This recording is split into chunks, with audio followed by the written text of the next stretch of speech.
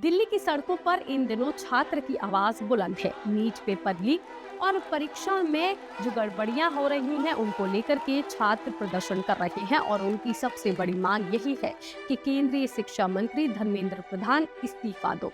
लेकिन क्या आप जानते हैं कि आज जिस शिक्षा मंत्री के इस्तीफे की मांग को लेकर के छात्र सड़कों पर हैं, वो कभी खुद भी एक छात्र नेता के तौर पर परीक्षा में कथित गड़बड़ी के खिलाफ सड़क पर उतर चुके हैं, बच्चों के लिए प्रदर्शन कर चुके हैं, ऐसे ही नेताओं के इस्तीफे की मांग कर चुके हैं।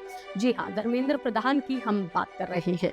करीब 3 दशक पहले की बात है। साल 1997 में जब धर्मेंद्र प्रधान खुद एक छात्र नेता थे, राजनीति में एक्टिव थे और वो अखिल भारतीय विद्यार्थी परिषद यानी कि एबीवीपी से जुड़े हुए थे। दरअसल धर्मेंद्र प्रधान ने महज 18 साल की उम्र में ही स्टूडेंट पॉलिटिक्स में कदम रख लिया था। उन्होंने उत्कल यूनिवर्सिटी से पढ़ाई के दौरान ही पहचान उन्होंने बना ली थी, जिससे उनकी छात्र राजनीति में सक्रियता लगातार बढ़ रही थी। रिपोर्ट्स के मुताबिक नवंबर 1994 से 1997 के बीच वो एबीवीपी के नेशनल सेक्रेटरी के तौर पर भी काम कर रहे थे और इसी दौर में उड़ीसा में एक कथित क्वेश्चन पेपर लीक का मामला सामने आया था। तभी एक पेपर लीक को लेकर के छात्रों ने यही सवाल उठाया था कि अगर परीक्षा का पेपर ऐसे ही लीक हो जाएगा तो उन हजारों छात्रों का आखिर क्या होगा, जो सालों से मेहनत के बाद परीक्षा देने पहुंचे हैं, जिनके लिए ये एग्जाम सिर्फ एक परीक्षा नहीं बल्कि उनके पूरे करियर का सवाल था। बिल्कुल ऐसा ही मुद्दा था जैसा आज नीट पेपर लीक को लेकर के चल रहा है।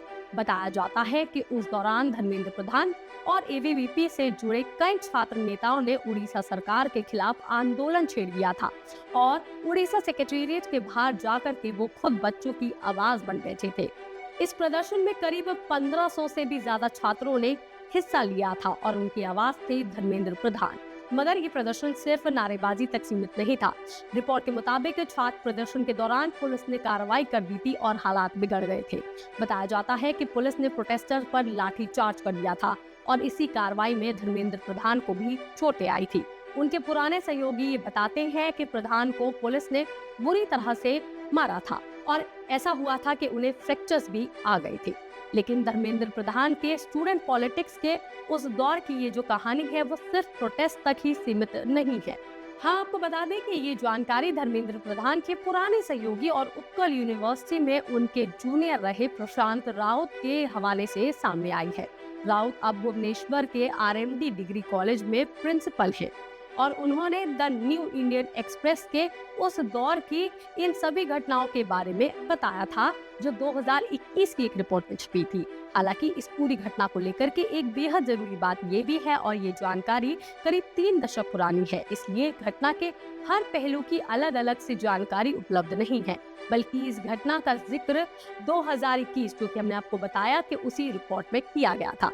मगर अगर हम प्रशांत राउत के इस बयान को सही माना जाए या उनकी बात को सही माने तो ये जो घटना है वो बिल्कुल दिलचस्प कनेक्शन बनाती है आज की घटना से, क्योंकि जिस मुद्दे को लेकर के आज छात्र धर्मेंद्र प्रधान से जवाब मांग रहे हैं, करीब 30 साल पहले उसी तरह के एक मुद्दे पर धर्मेंद्र प्रधान खुद छात्रों के साथ सड़क पर उतर चुके हैं, प्रदर्शन कर चुके हैं, उनकी आवाज खुद ही बन चुके हैं। मगर दोनों के बीच में करीब 30 साल का अंतर है, जिसकी वजह से ये सवाल और ज्यादा गंभीर हो जाता है कि क्या इन 30 सालों में कुछ भी नहीं बदला है? क्या हमारा एजुकेशन सिस्टम आज भी उन्हीं मुद्दों से जूझ रहा है? क्या 3 दशक के बाद भी छात्रों को उसी सवालों के साथ सड़कों पर उतरना पड़ रहा है? तो फिर इन 30 सालों में क्या बदला है? इस सवाल का जवाब आप हमें कमेंट करके जरूर बताएं। बाकी तमाम खबरों के लिए आप देखते रहिए लोकमत हिंदी।